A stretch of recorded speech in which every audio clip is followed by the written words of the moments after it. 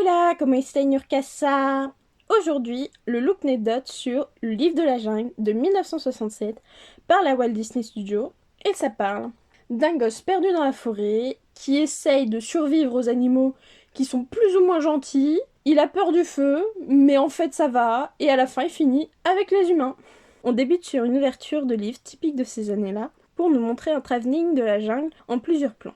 Le narrateur Bagheera nous montre son instinct maternel en sauvant un bébé qui pleure. Mais pas plus que ça, car il l'abandonne chez les loups quand même, pour qu'il l'éduque. La meute a vite accepté Mowgli, mais maintenant il la lâche pour que Shere Khan vienne le tuer, donc on l'abandonne. Mais Bagheera, en bon père protecteur, va l'emmener au village et le sauver de Kaa qui ondule beaucoup. Il lui évite aussi de se faire écraser par les éléphants, qui ont chacun leur personnalité, dont certains qui aiment se faire taper les fesses. Après un accident d'éléphant, découvre Baloo, dont sa personnalité est dépeinte par Bagheera comme un vieux couple. Oui, Baloo et Bagheera sont clairement un vieux couple. Genre le rigolo et le protecteur, quoi. On voit que l'ours n'est pas très écolo, avec l'utilisation d'une banane pour un régime, ou encore la déforestation quand il se gratte. Mowgli se fait enlever par les singes sans que Baloo s'en rende compte. A-t-il des sensations dans le ventre? Personne ne saura. Les singes enlèvent l'enfant avec son slip résistant, car oui, Mowgli est un slip, même s'il a été élevé par des loups.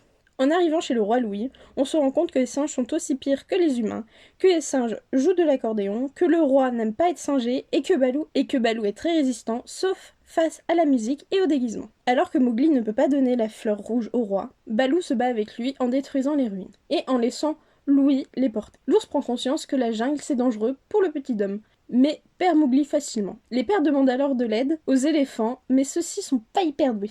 À part le petit dernier, Shere Khan arrive pour parler à Kaa en sonnant à son arbre et en le tripotant. Celui-ci ment habilement et montre qu'il est très intelligent. Mowgli arrive chez les vautours Beatles dépressifs, qui lui font des blagues et une thérapie en chanson, mais plus de sang en carton quand même. Shere Khan arrive avec sa belle voix pour essayer de tuer Mowgli, mais Baloo arrive pile au bon moment, comme l'orage et le feu qui nous font un Deus ex machina. Shere Khan a une queue plutôt souple pour faire des nœuds, tout comme Baloo qui est très résistant. Shere Khan fuit loin à cause du feu et de la honte, pour que les pères puissent emmener Mowgli à l'orée du village où celui-ci les laisse tomber pour l'amour et les beaux yeux de Shanti, qui chante une chanson assez misogyne. Bref, le film est fini, mais il aurait pu se terminer autrement. Genre, à la place de voir Shanti, il aurait vu un chasseur et ses parents, et en gros, ça se passe pas bien au village, du coup il repart dans la jungle, le chasseur le suit, ils tuent tous les deux le Shere Khan ensemble, et ils reviennent au village et tout le monde est content. Incroyable. Ou encore, avoir un autre personnage, Rocky le Rhino, bagarreur. Ce qu'il faut retenir, c'est que c'est l'histoire du livre de la jungle vue par Walt Disney, qui nous a quittés pendant la préparation de ce film, mais il nous aura quand même trouvé à un dîner la voix de Baloo.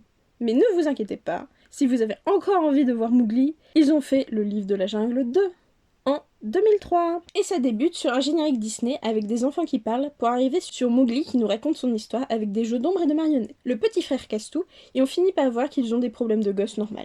Mais on se rend compte que Mowgli ne se sent pas chez lui, car par exemple, il dort sur la charpente et pas sur le hamac qui est très élastique. Mowgli chante avec les enfants du village de son appel de la jungle, trop prenant, mais Shanti les rappelle à l'ordre, et grâce à ça, on apprend que le père adoptif s'est fait attaquer par Shere Khan. On retrouve en parallèle notre vieux couple où Baloo chante trop et a des problèmes de séparation, mais son amour du déguisement est toujours là. Après avoir vu les éléphants encore pas doués, sauf le petit, on voit des plans qui nous font croire que Shere Khan cherche Mowgli dans le village, alors qu'en fin de compte, c'est Baloo qui faisait des bœufs bizarres près de l'enfant. Shanti casse tout, encore, car malgré les histoires de Mowgli, elle a peur d'un loup. Et de l'autre côté, Shere Khan se fait appréhender par les humains. C'est alors que le tigre et l'enfant repartent dans la jungle, suivis de Shanti. Pendant que Mowgli sort toute sa rage sur le village, la jeune fille se fait des visions à la Blanche-Neige et est attrapée par Kaa, mais son petit frère est là pour l'aider. Après s'être fait tabasser, Kaa tombe sur Shere Khan et lui ment encore car il a toujours peur de lui. Mais pas autant que les animaux face aux villageois qui cherchent les gosses dans la jungle. On retrouve ensuite Mowgli, toujours amoureux de Shanti, qui épluche très bien les mangues. Shere Khan est dans un décor sombre comme d'habitude, avec les vautours Beatles qui sont un de plus pour ramener un côté humour très lourd. En parallèle de ça, Baloo emmène Mowgli chez les singes pour lui montrer comment faire la fête sans lui sur une performance digne de Fantasia. Les enfants se retrouvent après que la nature les ait protégés. Shere Khan arrive en même temps, puis on a le droit à un combat avec des gongs et Baloo dans des ruines près d'un puits de lave dans la jungle. Je suis pas sûre que ce soit normal. Mais au final, Shere Khan tombe dans le puits avec un bout de statue qui le coince au fond pour qu'il puisse moisir avec le vautour pas drôle. Et ça se finit sur Mowgli, content d'être au village car il peut le faire des visites à ses papas. Malgré cette fin heureuse, ils se sont quand même dit qu'il fallait faire un film live pour bien être sûr d'en avoir fini avec l'histoire. Donc, en 2016, ils sortent le livre de la jungle, qui débute sur Mowgli qui se fait poursuivre par les loups, mais pas vraiment car c'est un jeu avec ses frères. Bagheera l'attaque en essayant de faire peur aux spectateurs. Après cette frayeur, on découvre que le clan des loups est une secte avec leurs règles et leurs doctrines à répéter. Un passage en sorte de stop motion, inspiré de l'animation de Bambi, nous permet de comprendre que le film veut donner un message sur l'écologie en faisant réduire la rivière.